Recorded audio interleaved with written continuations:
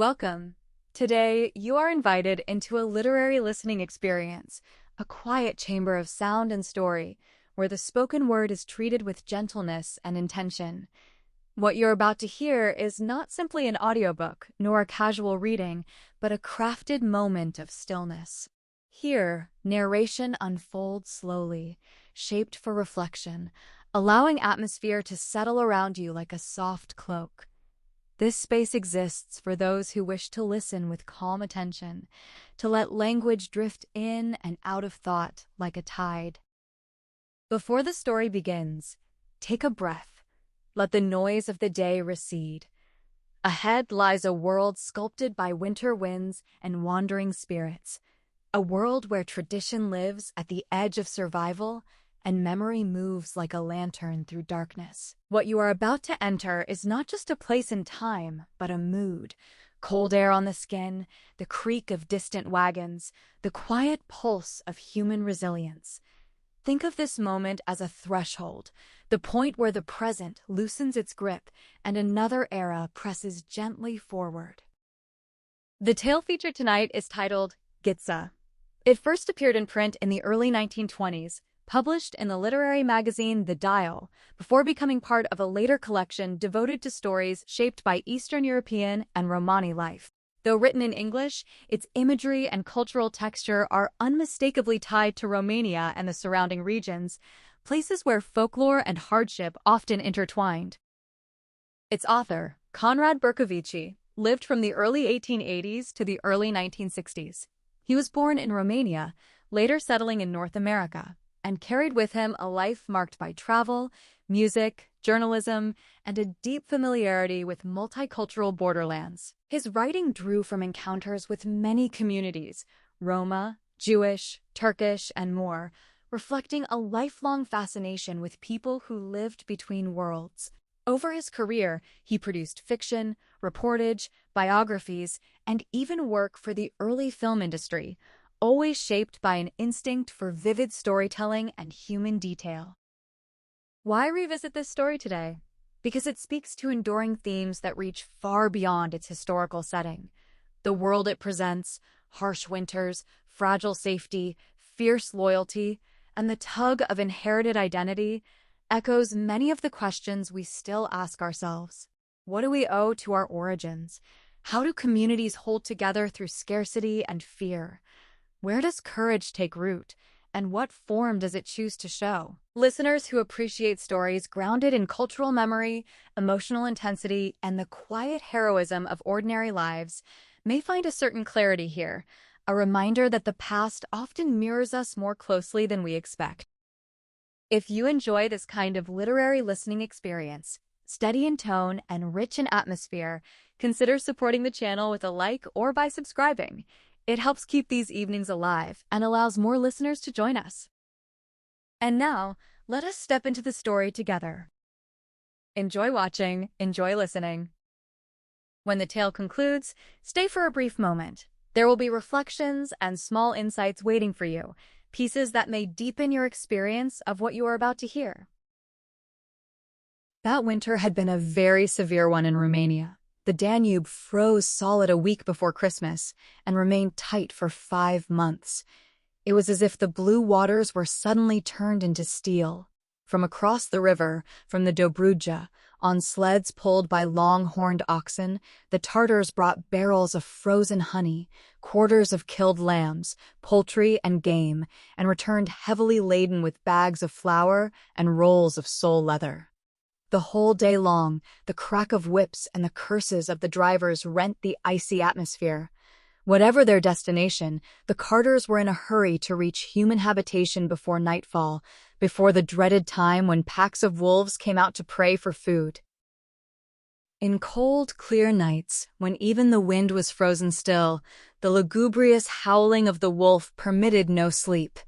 The indoor people spent the night praying for the lives and souls of the travelers. All through the winter, there was not one morning, but some man or animal was found torn or eaten in our neighborhood. The people of the village at first built fires on the shores to scare the beasts away. But they had to give it up because the thatched roofs of the huts in the village were set on fire in windy nights by flying sparks. The cold cowed the fiercest dogs.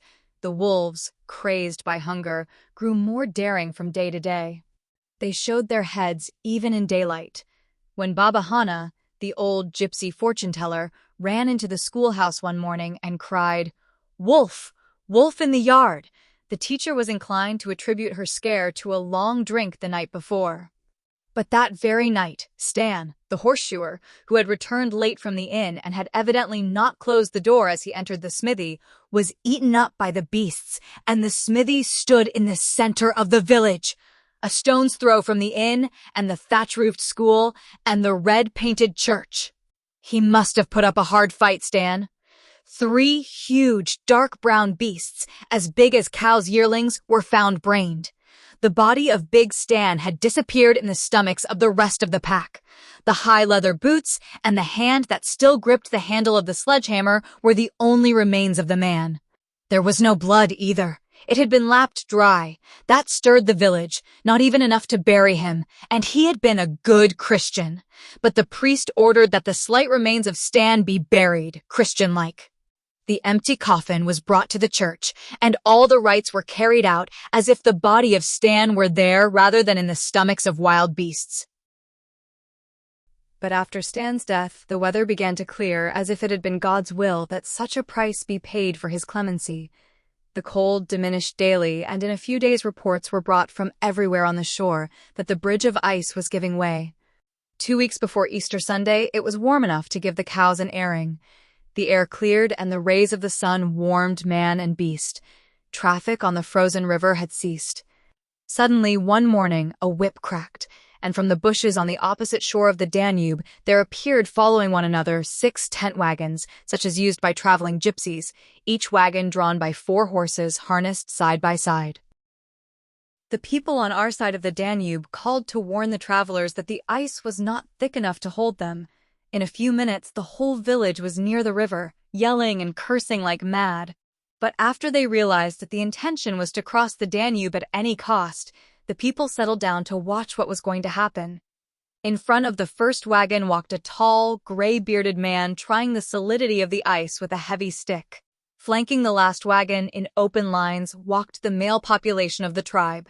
Behind them came the women and children. No one said a word. The eyes of the whole village were on the travelers, for everyone felt that they were tempting Providence. Yet each one knew that Murdo, the chief of the tribe, who was well known to all, in fact to the whole Dobruja, would not take such risks with his people without good reason. They had crossed to the middle of the frozen river in steady fashion, when Murdo shouted one word and the feet of every man and beast stopped short. The crossing of the river had been planned to the slightest detail. The people on the shore were excited. The women began to cry and the children to yell. They were driven inland by the men, who remained to watch what was going on. No assistance was possible. The tall chief of the gypsies walked to the left and chose another path on the ice. The movement continued. Slowly, slowly, in silence, the gypsies approached the shore. Again they halted. Murdo was probing the ice with his stick. We could see that the feet of the horses were wrapped in bags, and instead of being shod, each hoof was in a cushion made of straw. As Murdo felt his way, a noise at first as of the tearing of paper, but more distinct with every moment, came from somewhere in the distance. "Whoa, whoa, Murdo! The ice is breaking!" Everyone began to shout excitedly. The noise grew louder and louder as it approached. One could hear it coming steadily and gauge how much nearer it was. The ice was splitting lengthwise in numberless sheets, which broke up in smaller parts and submerged gaily in the water, rising afterwards and climbing one on top of the other, as in a merry embrace. "Whoa, whoa, Murdo!" But there was no time to give warning. With one gesture, Murdo had given his orders. The wagons spread as for a frontal attack. The men seized the children, and with the women at their heels, they ran as fast as their legs could take them. On the shore, every one fell to his knees in prayer. The strongest men closed their eyes, too horrified to watch the outcome. the noise of the cracking of the ice increased. A loud report, as of a dozen cannon, and the Danube was a river again. And all the gypsies had saved themselves. It was a gay afternoon, that afternoon, and a gay night also for the whole village. It drank the inn out of everything. The gypsies had a royal welcome. To all questions of why he had dared Providence, Murdo answered, "There was no food for my people and horses. The Tartars have none to sell."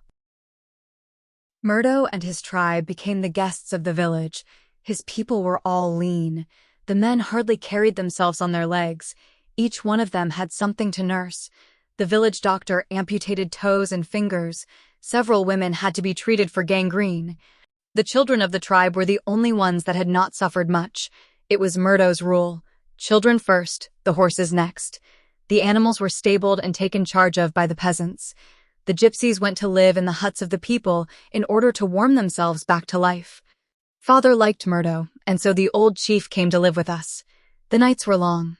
After supper, we all sat in a semicircle around the large fireplace in which a big log of seasoned oak was always burning. I had received some books from a friend of the family who lived in the capital of the country, Bucharest.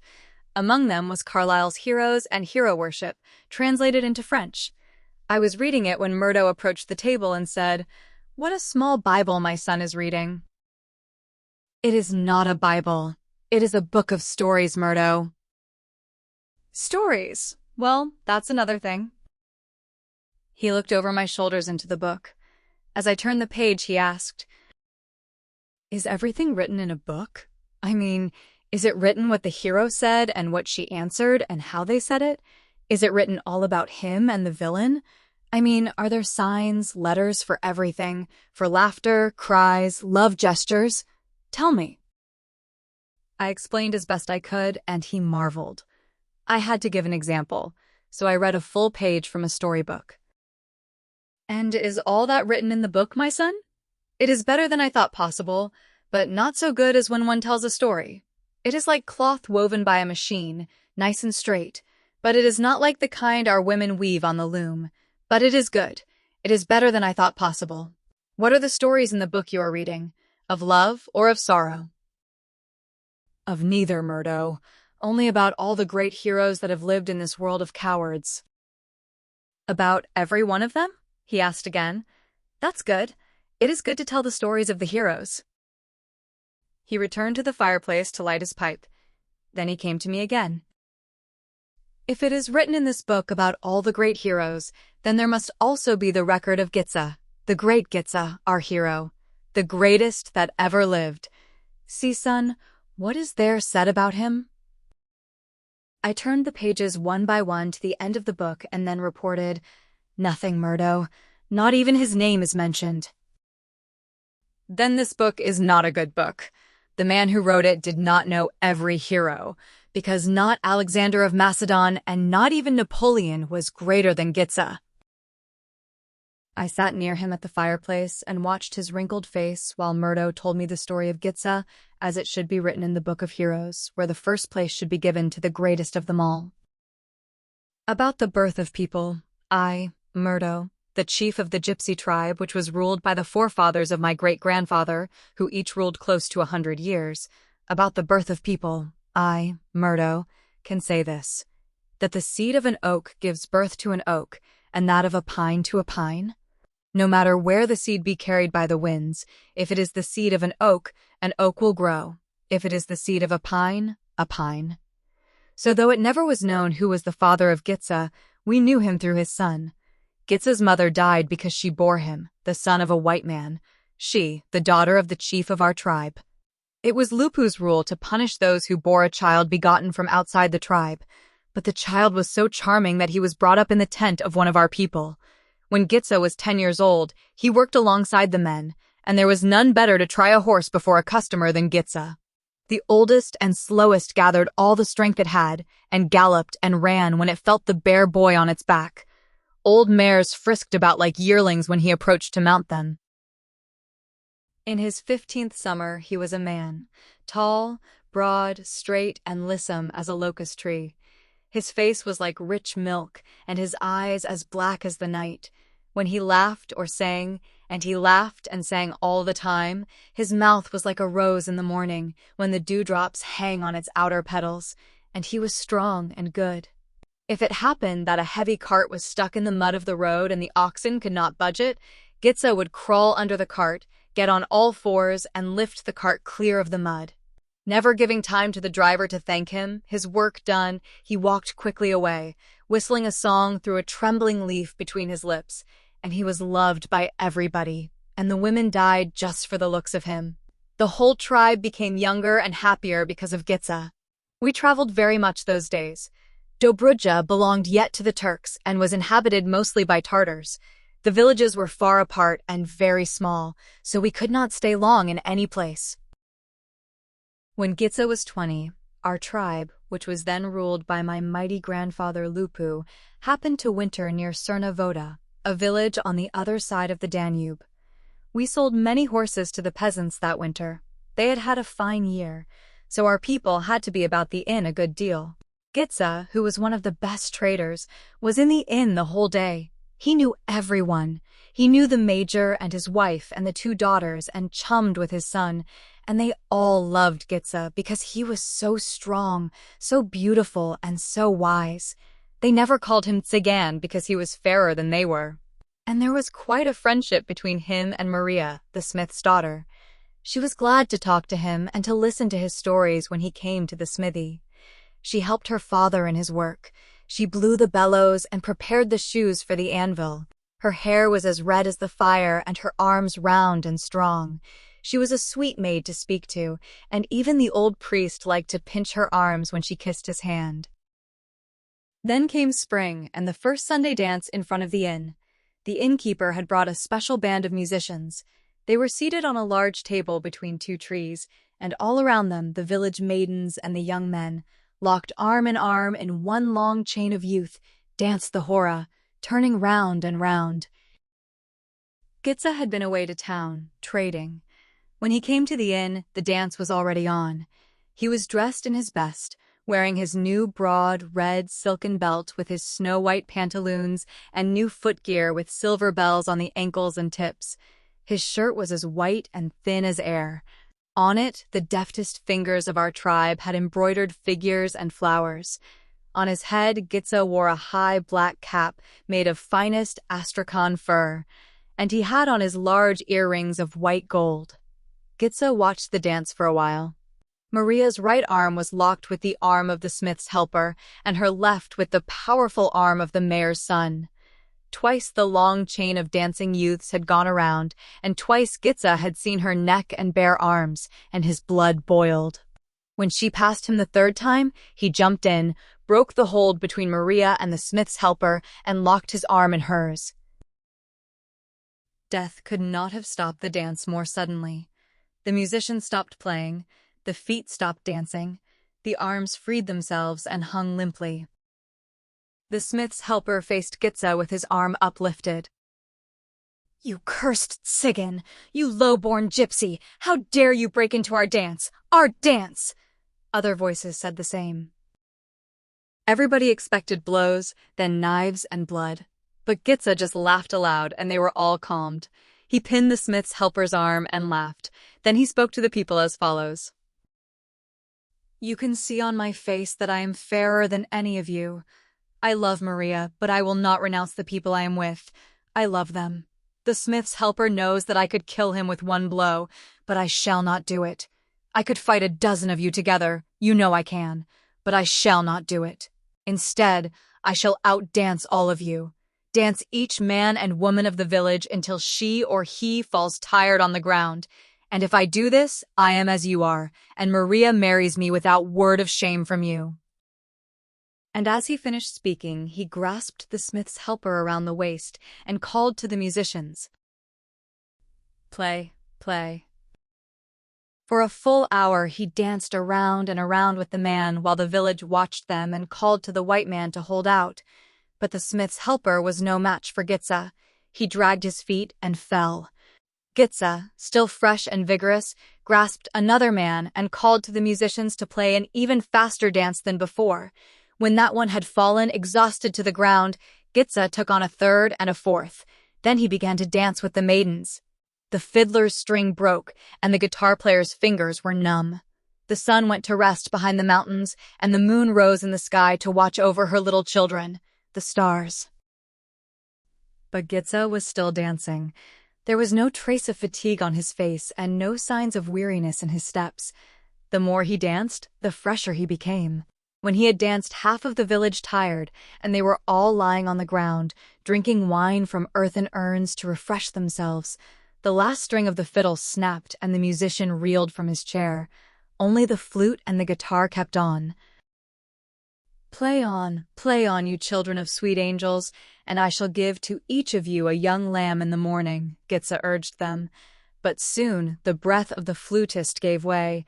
His lips swelled and blood spurted from his nose. The guitar player's fingers were so numb he could no longer move them. Then some of the people beat the rhythm of the dance with their open palms. Ghitza was still dancing on. They broke all the glasses of the inn and all the bottles, beating time to his dance. The night wore away. The cock crew. Early dogs arose, and the sun woke and started to climb from behind the eastern range of mountains. Ghitza laughed aloud as he saw all the dancers lying on the ground. Even Maria was asleep near her mother. He entered the inn and woke the innkeeper, who had fallen asleep behind the counter. Whoa, you old swindler. Wake up. Day is come, and I am thirsty. After a long drink, he went to his tent to play with the dogs, as he did early every morning. A little later, toward noon, he walked over to the smith's shop, shook hands with Maria's father, and kissed the girl on the mouth even as the helper looked on. "She shall be your wife, son," the smith said. "She will be waiting for you when your tribe comes to winter here, and no man shall ever say my daughter married an unworthy one." The fame of our tribe spread rapidly. The tale of Ghitza's feat spread among all the villages, and our tribe was respected everywhere. People no longer insulted us, and many another of our tribe now danced on Sundays at the inn. Yea, our girls and our boys danced with the other people of the villages. Our trade doubled and tripled. We bartered more horses in a month than we had at other times in a year. Ghitza's word was law everywhere. He was so strong his honesty was not doubted, and he was honest, an honest horse trader. He traveled far and wide. But if Cerna-Voda was within a day's distance, Ghitza was sure to be there on Sunday to see Maria. To brighten such days, wrestling matches were arranged and bets were made as to how long the strongest of them could stay with Ghitza, and every time Ghitza threw the other man. Once, in the vice of his 2 arms, a man went down like a log. And so it lasted the whole summer. Lupu, the chief of the tribe, warned him, told him that life is like a burning candle and that one must not burn it from both ends at the same time. But in whatever village our tribe happened to be, the women were running after the boy. But Ghitza only laughed and made merry. "Lupu, old chief, didst thou not once say that I was an oak? Why dost thou speak of candles now?" And he carried on as before, and ever so good, and ever so merry, and ever such a good trader. Our tribe returned to Cerna-Voda early that fall. We had many horses, and we felt that Cerna was the best place for them. Most of them were of the little Tartar kind, so we thought it well for them to winter in the Danube's valley. Every Sunday, at the inn, there were wrestling matches. Young men, the strongest, came from faraway villages, and they all, each one of them, hit the ground when Ghitza let go his vice. One Sunday, when the leaves had fallen from the trees and the harvest was in, there came a Tartar horse-trading tribe to Cerna-Voda. And in their midst they had a big, strong man. Lupu, our chief, met their chief at the inn. They talked and drank and praised each their horses and men. Thus it happened that the Tartar chief spoke about his strong man. The peasants crowded nearer to hear the Tartar's story. Then they talked of Ghitza and his strength. The Tartar chief did not believe it. "I bet 3 of my horses that my man can down him," the Tartar chief called. "I take the bet against 100 ducats in gold," the innkeeper answered. "It's a bet," the Tartar said. Any more horses to bet? Others called out. The Tartar paled, but he was a proud chief, and soon all his horses and all his ducats were pledged in bets to the peasants. That whole day and the rest of the week to Sunday, nothing else was spoken about. The people of our tribe pledged everything they possessed. The women gave even their earrings. The Tartars were rich and proud and took every bet that was offered. The match was to be on Sunday afternoon in front of the inn. Ghitza was not in the village at all the whole week. He was in Constanza, on the shores of the Black Sea, finishing some trade. When he arrived home on Sunday morning, he found the people of the village, our people, the Tartars, and 100 carriages that had brought people from the surrounding villages camped in front of the inn. He jumped down from his horse and looked about, wondering from where and why so many people at once. The men and the women were in their best clothes, and the horses all decorated as for a fair. The people gave him a rousing welcome. Lupu called Ghitza aside and told him why the people had gathered. Ghitza was taken aback, but laughed instantly and slapped the chief on the shoulders. It will be as you know, and the Tartars shall depart poor and dishonored, while we will remain the kings of the horse trade in the Dobruja, honored and beloved by all. Oak that he was. Thus he spoke, and he had not even seen the other man, the man he was to wrestle. He only knew he had to maintain the honor of his tribe. At the appointed hour he came to the inn. The whole tribe was about and around. He had stripped to the waist. He was good to look at. On the ground were bundles of rich skins near rolls of cloth that our men and women had bet against the Tartars.